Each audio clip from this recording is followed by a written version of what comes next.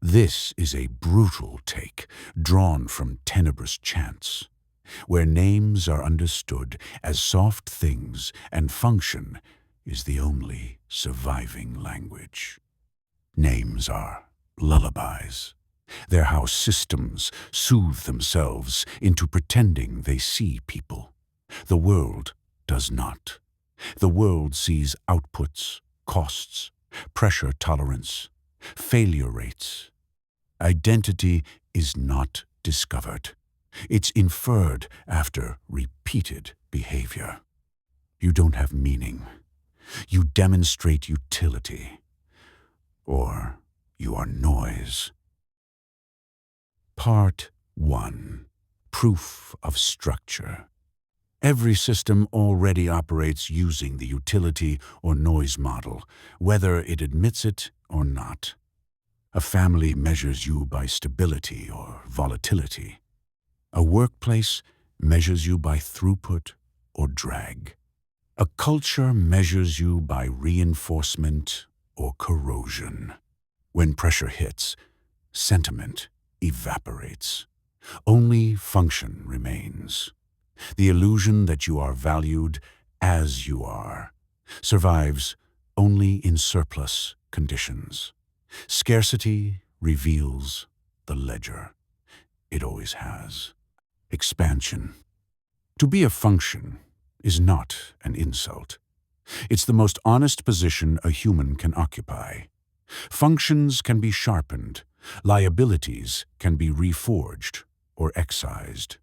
Souls, by contrast, are inert abstractions. They feel important. They do nothing. This is where the fork appears.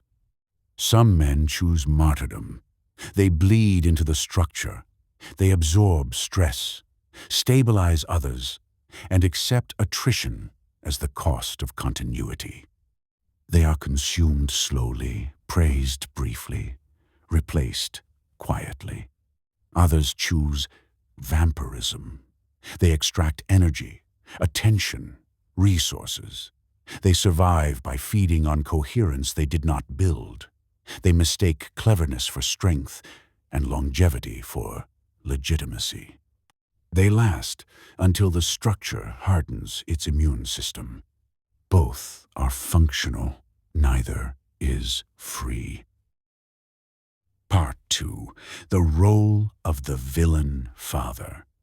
As much as freedom is a concept of relative illusion, belief, and perception, accepting an aligned role within a system offers the most congruent definition of freedom. The most vital and misunderstood expression of the Tenebrous Chants villain archetype is that of responsible fatherhood. The villain is not defined by cruelty or chaos, but by the deliberate initiation of pressure. He imposes will, introduces fracture, and disrupts comfort in service of long-term survival and coherence. The villain father archetype rejects both extremes. He does not martyr himself into resentment. He does not vampirize his domain into collapse. He shapes the structure so that bleeding is unnecessary and feeding is impossible. He imposes pressure upward and downward.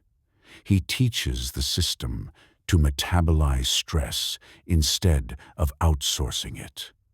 He makes himself useful without becoming consumable. This is the quiet truth. You are a function, yes, but you can choose to be a keystone rather than a battery or a parasite. Names are soft. Roles are real.